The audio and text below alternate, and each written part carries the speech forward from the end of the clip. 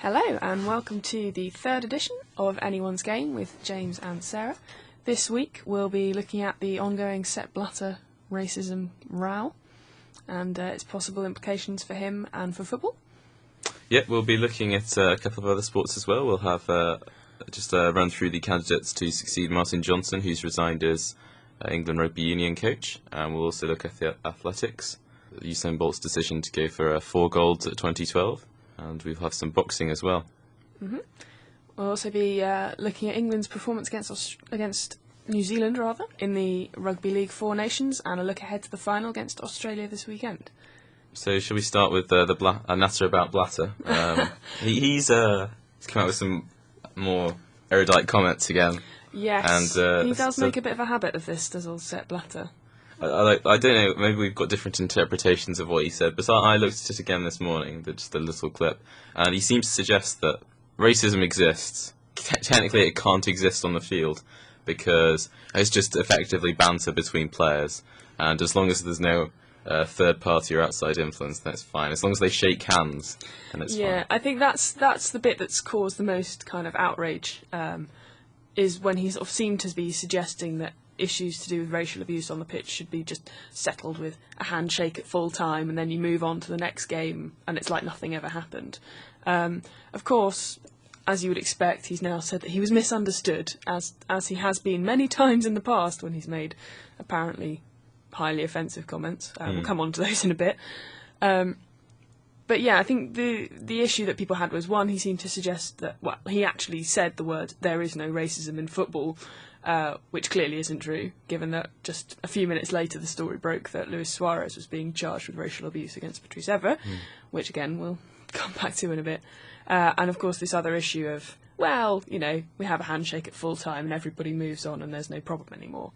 I mean, can you sort of see what he might have been trying to say was that one loose remark doesn't make somebody a racist, or do people judge by their words and deeds?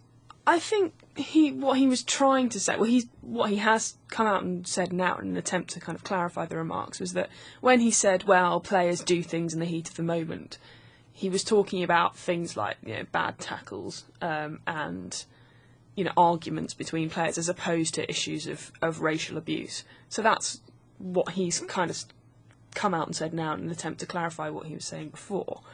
But I think if you're in the position that he's in, you have to be very careful about the comments you make and the way that you present those comments. And it's not as if he was kind of doorstepped and caught off guard. This was a planned interview that he was doing. Public figure saying these things. With CNN and with Al Jazeera as well, I think.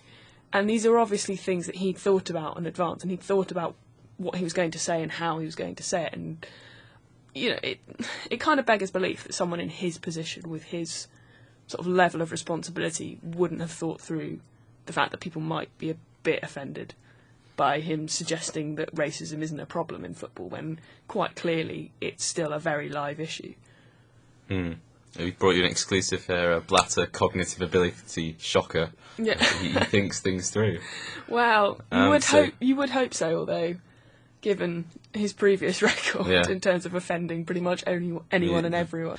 The Suarez charge by the FA came out straight after, although Suarez still denies it. And Liverpool sort of deny it with him. Liverpool are backing him. We should make that clear. But most public figures in the English game seem to have come out against Blatter. Yep. Fair enough. Gordon Taylor on the Stay programme yesterday saying he should resign. David Beckham overnight has also come out and called the comments appalling. I think there's been a really strong reaction to it in this country, more so than in mainland Europe, partly because, of course, English football has such a kind of checkered history when it comes to racism, and there have been such major campaigns and attempts in recent years to stamp it out of the English game, and I think that's why there's a lot of frustration in this country about the way that Blatter's handling this issue. They seem to have equated Blatter's comments with the ongoing row with FIFA in general with the English game, ever since we didn't win the World Cup bid for 2018. Yeah, I think it's been kind of absorbed into the ongoing sort of bad feeling between the FA and FIFA, so it's become another grudge that the FA bears. While we're talking about Blatter's sort of famous gaffes, I think there was another famous one a few years ago about women's football, Do you remember this one where he suggested that women's football should... improvements could be made yes, in certain areas. that they should make themselves more appealing to male viewers by wearing shorter shorts and tighter tops. Oh no, tighter shorts and low-cut tops, I apologise, was actually what he said. So, making himself popular with just about everyone is old Sep Blatter. Well, no, I do agree with him on that count. I think they could go further with the men's game as well, go back to the 80s when they were very short shorts. But, there were some really quite revealing shorts back in the day. A point of agreement between anyone's game and Sep Blatter. Well, that really is a new story. Well, do you think he's going to hang on then? I think he will, to be honest. He won't go voluntarily, put it that way, and it's hard to see who would replace him, really. I mean, the whole of the FIFA kind of hierarchy has been so embroiled in scandal and controversy that there isn't really a viable alternative. I mean, just look at what happened with the last presidential election. He won by default in the end because the other candidate was banned because of corruption allegations. So it's a sad state of affairs, but I can't see him stepping aside because one of the really baffling things about this is that he just doesn't seem to understand what the problem is with what he said. I mean, the only candidate that people have suggested is Michel Platini, the current head of UEFA, that he maybe could take on the role as head of FIFA, and I think he's sort of seen as a kind of heir apparent to Blatter whenever he does step down. Sticking with football, Blatter's comments might have been referring to the John Terry row. Now, John Terry didn't play on a Saturday in England's game against Spain, and anyone's game didn't predict the right result. We were miles off. We were, but I'm happy to be so on this occasion. I think it was a surprise win for a lot of people for England, but one that was very welcome. Apart from if you're Spanish, of course. Do you think Terry's absence from the defence, maybe Rio Ferdinand's as well, because he's not quite as fit as he used to be, had something to do with England's excellent defensive performance? Perhaps. I think maybe it's when you've got young players, they've got more to prove, and so they tend to, often players just coming into the team tend to overperform.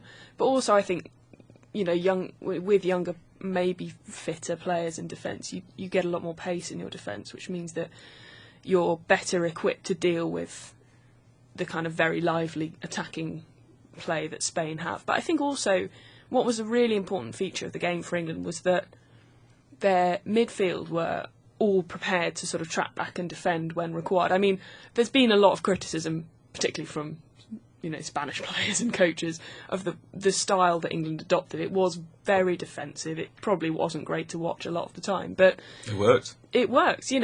It's kind of a lose-lose situation, really, because if England had tried to play Spain at their own game, they probably would have got thrashed, and everyone would have said, well, that was a ridiculous idea. Why did you try and do that? But because they adopted a style that might not have been pretty, but that was effective and that won them the game in the end, everyone's now complaining about the fact that it was a really boring game. It seems like they can't win. But as I was saying, England's wide players in particular kind of really worked hard to get back and defend when necessary, and I think that really helped out the back four. That's something that we haven't always seen from midfielders and particularly from wingers. So who would you single out for credit from the younger players who were given a chance in the last two internationals? It's a bit of a cop-out, really, because he's not exactly a young player, but he's someone who's really only just broken into the England squad on a more permanent basis, and that's Scott Parker. I thought he had a really outstanding game in midfield, playing that kind of more defensive midfield role that often isn't particularly glamorous, but he's really, really effective there. He's been having a great season for Spurs, and it's great to see him getting another chance with England. England's performance has been slightly overshadowed because Costa Rica also demolished Spain. So maybe they're not all that, these Spaniards. And maybe Germany are the favourites for the Euro 2012 now, following their 3-0 win over Holland. Maybe. Who knows? I mean, Spain don't actually have a great record in friendly matches. No. Their record in competitive internationals, obviously, is outstanding, but maybe they just, don't take the friendlies all that seriously. Who knows? 2 wins, of course, for England this week. Yeah, beat Sweden against Sweden as well for the first time in something like 64 years, or some huge amount of time. They've always been a bit of a bogey team for England, but it's nice to see that we can overcome that sort of jinx eventually. I think there again, your point was right. The fullbacks and the wingers both tracking back, both covering each other or bombing forward. Kyle Walker stood out. Leighton Baines, another good performance from him. Stuart Downing, though, he performs. There's a lot of frantic activity, but whether he produces anything is questionable. I think that's true. I've got my doubts about the effectiveness of Downing, especially against kind of top teams. But it's good to see that more players are getting a chance and that Capello's got more options ahead of the tournament. I think, especially, you're right, some of the defenders who have been brought in and given their chance have really taken it. And it's good to see that he's got a lot of options, especially with players like, say, Ferdinand, maybe coming towards the end of his career, not, as you say, not as fit as he once was. And, if we are missing John Terry for whatever reason, it's good to see that there are, younger, maybe more eager players who can step in and fill that role really effectively. So, England not looking in bad shape, certainly defensively. Still some questions over the attacking ability. Yeah, I thought Bobby Zamora was a bit flat-footed in the week. Seemed a bit off the pace. Yes, I think really get into that's fair. There's a difference between sort of performing in the Premier League for maybe a club that's sort of comfortably mid-table and really stepping up to international level. And I think with a lot of England's attacking players, there's still a bit of a question mark about whether they can make that transition. But, building on a solid foundation at least with some really good defensive performances. So we'll see what they can produce in the months to come. Moving from a good performance by the England football team to a good one by the English Rugby League international side. They beat New Zealand in a 28-6 in a sort of swaggering performance even. Very, very impressive. Tommy Briscoe particularly good. Was it 2 tries from him? Yes, that's right. In Hull last weekend, this was a game that England really had a lot of motivation to win because they felt a bit cheated, I think, and maybe that they'd let themselves down against Australia the week before, which of course they lost 36-20, and felt that maybe they should have taken advantage and won the game. A few refereeing decisions that didn't go their way as well. So I think there was a lot of frustration and a real desire to get to have another go at Australia, of course, who had made the final already, which will be this weekend at Wembley. And so, really great performance from England. They had a lot of motivation to go out there and beat New Zealand, who we should remember were at least the defending World and Four Nations champions. Very, very good performance, very good result. So really impressive from England, and it'll be great to see if they can produce the same kind of form against Australia. Yep. Second chance, do you think they'll manage it? I think they could. I think they could do. It's 20-36 against England last time. Yeah, which is... it's some margin to overturn, but rugby league's such a kind of fast-paced game. You can get, you can pile on the points in just a few minutes, and I think England felt that the scoreline last time really did flatter Australia. So we'll have to see whether with that added motivation, with some really strong home support, they can turn it around. Moving to rugby union, Martin Jonsson question finally decided this week. He resigned. Doesn't seem like he's pushed. I think he just probably had enough of all the uncertainty. Yeah, I think the implication from what I can tell from his press conference was that he, felt that he should go before it came to him being asked to leave or pushed out. Of course, Nick Mallett revealing that he was approached by the RFU earlier in the week about taking on the England role, but he's now ruled himself out of the running, so that's one contender off the list. And of course, Brendan Venter as well has ruled himself out. Yeah, that's right.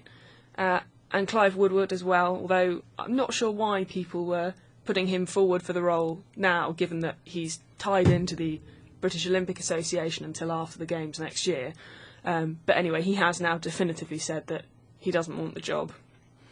For now, do you think he's got size on the job above the performance director? Performance director, Rob Andrews' position also looking a bit uncertain. He faced some pretty piercing questioning in the Martin Jonsson, the Swedish rugby coach, also going the Martin Jonsson press conference. Yeah, there have been questions about Rob Andrews' future, and of course there are 2 reviews underway into England's performance, one of which he's conducting, but ironically he might not be able to publish the findings because the first review might bring his role with England to an end before he can complete it. So we'll have to sort of watch this space on that one. I think there's a real feeling among a lot of rugby fans and sports journalists as well that it might be time for Rob Andrew to go, and the RFU really needs a kind of fresh start, and with a new coach coming in, it might be time for some new sort of administrators as well to really try and rebuild. So yeah, Rob Andrew could be in danger. We never know. But well, yes, I mean, the moment anyone's game starts talking about somebody going, Martin Jonsson's gone. Yeah. Now we're talking about Rob Andrew. It's only a matter of time. It is, influential. So who are the candidates? That we are. Who are the candidates to replace Jonsson? I mean, the two that stood out for me, we talked about him before. Graham Henry won the World Cup with New Zealand this autumn, so he's well placed to come. He says he wants to come to English rugby. Then we've got Joe Mallender as well. He's had a lot of experience in the Premiership and the Heineken Cup. He seems to be the early favourite with the bookies, Joe Mallender. Obviously, coach at Northampton at the moment. But Northampton have come out and said that they don't want him to go. Understandably, I mean, he's been really successful with them and he's kind of well established at the club. So they've said they'll fight to keep hold of him. So it'll be interesting to see if they're successful with that. And if so, who else sort of comes to the fore in the running. As you've mentioned, we've got Graham Henry, former New Zealand coach, also Jake White, formerly with South Africa. So it'll be, and Eddie Jones as well. There's been another name that's been bandied around. So I'll have to wait and see who the real contenders are and how quickly a decision can be reached. Because I think, with the Six Nations coming up in a couple of months' time, it's really important that whoever it is has a chance to kind of bed in and get things organised and on track before that tournament. Otherwise, they'll face the same sort of gradual criticism that Jonsson faced when he came in. They had poor Six Nations to begin with. Exactly. I mean, we'll have a sort of cyclical thing happening again. It's the worst possible start. You're undermined right from the beginning, often through no fault of your own, because obviously new management structures do take a while to bed in and really make the changes that they want to. So I think a quick decision would be in everyone's interest in English rugby. So let's hope for that. Next, shall we move on to tennis? The ATP is coming on Yes. Sunday to London. Very exciting. 8 best players in the world. The ATP Tour finals will be happening at the O2. Actually, my parents went to this a couple of years ago and said that it's a really exciting event because it's the only time in this country really you get to watch tennis indoors, and it's quite a different atmosphere from, you think of Wimbledon, sort of lovely grass courts sitting out in the sunshine. Whereas this is, it's very loud, there's music playing, it's inside, covered, it's a very intense atmosphere. And as you say, the 8 top players in the world fighting it out for the title, so it should be a really exciting event. A decent shot for Andy Murray this time round. I mean, he's been in good form, lost to Thomas Burdick recently, but before that had been on a real run of wins, so we'll have to see what he can produce. Djokovic favourite though? I think probably on current form, world number one. He has to be. I mean, he's struggled with injury problems recently, so it'll be interesting to see how he recovers from those. But I think on current form, he probably has to be just ahead. But of course, Federer's had that win in Paris recently, the Paris Masters, so he's coming back into something like his old form. So it'll be really interesting to see if he can kind of step it up again and really challenge for the title. That would be a great story if he could. Just to run through who the 8 players are, we've got Andy Murray of Great Britain, Scotland maybe. We've got Djokovic of Serbia, he's the world number 1. That's right. World number 2, we've got Nadal of Spain. We've also got David Ferrer of Spain as well. We've got Berdych, the Czech, Federer, Swiss, Tsonga, French, and Mardy Fish. In the States. Yeah. So those are the 8. All exciting players to watch. Absolutely, yeah. The tournament starts on Sunday, so it'll be... If we stay in London, they've just won the... Did we report this last week? They've just won the 20... Oh, no, it was just after the... yes, that's right. It was our podcast went out. After the programme. London have won the 2017 World Athletics Championships. They will take place in the Olympic Stadium. Good result. Very good result. Very exciting. Seb Kerr, of course, 2 from 2 now on major sporting bids. So that's very impressive. They beat Doha quite convincingly, I think, in the final vote. There's been a little bit of controversy because a major part of the London winning the bid was this £4.5 million that Lord Coe promised for prize money at the last minute. That was to match a promise that Doha had made, and it's not become entirely clear where that extra money is going to come from, although Lord Coe has come out and said it definitively will not come from taxpayers. This is prize money for the athletes. Yes, that's right. So it'll be interesting to see how the books are balanced on that one. But no, a great result for London. It's great to see that there'll be so many sporting events coming to our shores in the next few years. And it almost definitely means now that there will be a track round the stadium. That's right. Well, that was all the speculation is over. Yes, there's no way it's not going to be there. That was a key part of the bid, was the fact that the athletics track would definitely be retained. And actually, talking of the Olympic Stadium, there have been further developments in this kind of bizarre story about the bidding process and all the sort of subterfuge that apparently went on during it. There's a second man's been arrested on suspicion of fraud. Arrested in Surrey, I understand. This is in connection with allegations that Tottenham Hotspur were supposedly spying, or hired a firm to spy on members of the West Ham bid and members of the OPLC, the Olympic Park Legacy Company, who were making the decision. It's now been revealed that West Ham chairman Karen Brady, of course of Apprentice fame also, that her phone records were obtained by subterfuge and obtained illegally. So that's a really interesting development in that case. Of course, Spurs, we should say, are denying that they were involved in any form of spying or illegal activity. So that case is very much live and ongoing. Karen Brady. Dear, oh dear. One athlete who has responded to London 2017 is Usain Bolt, who seems to have a affinity for England and London. He says he won't retire, like he said in 2016 in Brazil. He'll stay on 1 year, continue his racing career, and he will compete at 2017. Should be an interesting one, because of course he's 25 now, so he'll be 31 when 2017 comes around. So it'll be interesting to see if he's still kind of competing at the same level he is now. Although, of course, we should say there are plenty of athletes who continue their careers on into their 30s and even further. But sprinting is one of those that, shelf life. Really, athletes tend to have quite a short career. So we'll have to see when 2017 comes around if he is still competing. Of course, he's also come out and said this week that he wants to go for 4 gold medals at the Olympics next year to try and match Carl Lewis's record. So that'll be the 100 metres, the 200 metres, the 4x100 metre relay, and the 4x400 metre relay as well. That's the one he's not competed in before. That's the new one, yes, that's the event. Just bear in mind, that's not just 4 races. There's of course. numerous heats associated with each one. It's a really difficult task in sort of a week and a half period to be able to do all those. It will be incredibly difficult. I mean, have huge problems with fatigue, greater possibility of injury as well. So we'll have to wait and see whether that is realised. But it's an amazing ambition to try and compete and put your body through that amount of strain in such a short period of time. We'll be interested to see if he manages to pull it off. I mean, the way we read it out there, 100, 200, 4x100, 4x400, I think that's the way it's laid out chronologically. So those will be the races he does in that order.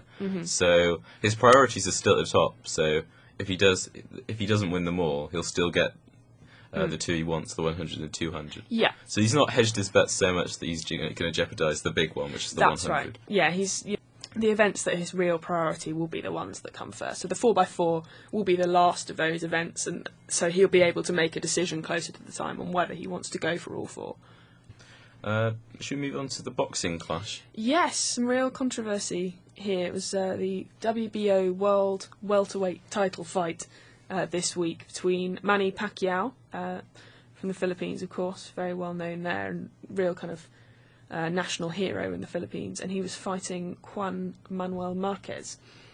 And some real arguments going on over the scoring in that fight. It was really interesting. So when it came to the judgment, we had 2 judges who ruled in favour of Pacquiao, one who ruled it a tie. Yes. But the rest of the world, he seems to have thought that Marquez won. Yeah. Should have won. That absolutely, and this isn't just coming from Marquez. We should probably clear that up. There's a lot of spectators and journalists and kind of figures in the world of boxing who were watching the fight who've come out and said that they're surprised and really disappointed by the result, and that they thought that Marquez should have won it. But of course, boxing is judged by human beings who maybe are susceptible to human error. You never know. But boxing's a sport that's never been free of controversy. There have been several, really well-known occasions where the scoring in fights has been a real issue. So I don't think this is a problem that's likely to go away anytime soon. Well, unless we bring in robots to fight and robotic scoring, box and sock and robots, then that could solve the problem. But you're right. As long as humans are there will be controversy. Yes. Yeah. Shall we have a look ahead to the weekend's fixtures? I think we should, yeah. Starting with football, I mean, the tie of the weekend is it's Wigan-Blackburn. Of course. Derby of the North. Real thriller. Yeah. High-scoring game. I'm sure it will be. Steve Keane, this could be his last game, I think. I think he's on the edge. Yes. But seriously, the big match of the weekend is Chelsea-Liverpool. When Mourinho was there, it was famously boring. It was Mourinho Benitez. They both parked the bus. It was very much like a bad game of chess. But in recent years, since those Champions League clashes, back-to-back seasons, it's really opened up into kind of barnstorming matches. So it should be good on Sunday. I mean, as a Chelsea fan, and as a neutral, I think we probably got a good chance of winning. I think Liverpool have been up and down this season. Suarez incident won't help matters, and he's just come back from international duty. Andy Carroll, nothing to be said there. Stuart Downing, we've talked about. So I think they're a little on the rocks. All their expensive players over the summer, Liverpool, haven't really come into it yet, haven't come into their own. Are there any ties that stand out for you? Or? Well, football-wise, of course, being a Manchester boy, although a Chelsea fan, I'm surprised you haven't picked this as the tie of the weekend. Of course, Man City, Newcastle. Newcastle, who were that is the juggernaut match, that's actually. True, yeah. Newcastle exceeding all expectations so far this season to be in the top four. Man City, of course, big spending and with high ambitions for themselves. It'll be really interesting to see how that one goes. I have to say, I think probably a lot of other people have been kind of watching Newcastle every week, waiting for it all to fall apart and for their challenge to sort of fade away. But so far, they've surprised everyone.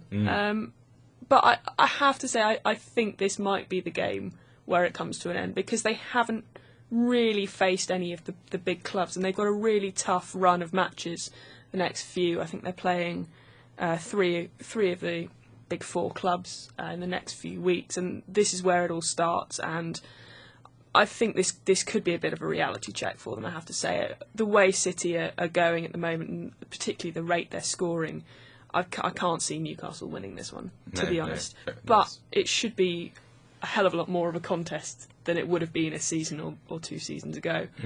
So still a good one to watch, but I think this will be a City win for me. On to rugby fixtures, and it's another European weekend. No Premiership action this weekend, but lots of Heineken Cup games. A couple of really good-looking matches on Saturday. We've got Biarritz against Saracens, which should be a really good game. Biarritz lost last weekend, surprisingly, so they'll be out to set the record straight, and Saracens had a really convincing win, the only side in the Heineken Cup last weekend to come away with a winning bonus point. So they're on really good form, and they'll be looking to continue that. And also on Saturday, we've got Gloucester against Harlequins. Of course, 2 Premiership clubs going head-to-head in European competition. Quins, of course, top of the Premiership, yet to lose a game, the only team with a 100% record. Gloucester have been a bit up and down this season. They started pretty well, then had a defeat, very narrow defeat to Saracens, which I think might have just knocked the wind out of their sails a bit, and they had a narrow defeat last weekend to Toulouse. Of course, going away to Toulouse and coming away with a bonus point isn't a bad result, but I think Quins could just edge this one for me, but should be a really exciting game. Both teams with some great players, and particularly a lot of tries, I think, could be coming in this one. Early in the week, there was talk among the papers that there had been talks to form a Super League between English and French clubs in a rugby union. Was that just speculation, or do you think there was anything behind that? I think it is just speculation at this stage. It would be a really interesting development. I mean, you often get great European matches between English and French clubs, so I think there would be a market for seeing more of those kind of clashes. But I think that could well be a good few years away. Of course, there have been developments in rugby union and sort of league competition recently. Most notably, what was the Magners League is now the catchily named Rabo Direct Pro 12, which includes Irish, Welsh, Scottish, and now also Italian clubs. And that was the new development a couple of seasons ago. So there are changes afoot in the way that club competition is structured in rugby. This sort of Super League idea could be really exciting, could be really interesting, but I think it's probably a while away yet, and I suspect there may be some clubs on both sides of the channel who dig in their heels and don't want to see it happen. Is it usual for we've had 2 consecutive weekends now where the Heineken Cup have been the Saturday matches for rugby? Are we having a big break from the Guinness Premiership at the minute? I think the Heineken Cup matches tend to sort of come in clusters. It's a little bit like the Champions League in that respect, although of course the Champions League doesn't interrupt Premier League competition in football, but with rugby, because of the toll it takes on the body, the real kind of the physicality of the game and the dangers of fatigue and possible injury, it doesn't run in the same way. You don't have a midweek match and then a weekend game. So you do get this kind of hiatus in the Premiership while European matches are played. It tends to sort of come in clusters, the Heineken Cup. So we'll be back to normal service next weekend with the Aviva Premiership. Yeah. Well, I think that brings us to an end of a 3rd edition of Anyone's Game. I think so. Any comments, please post them on the blog page, and we'll see you next time. Yeah, we'll be back in a week with lots more to discuss, I'm sure. Thanks for listening, and we'll see you then.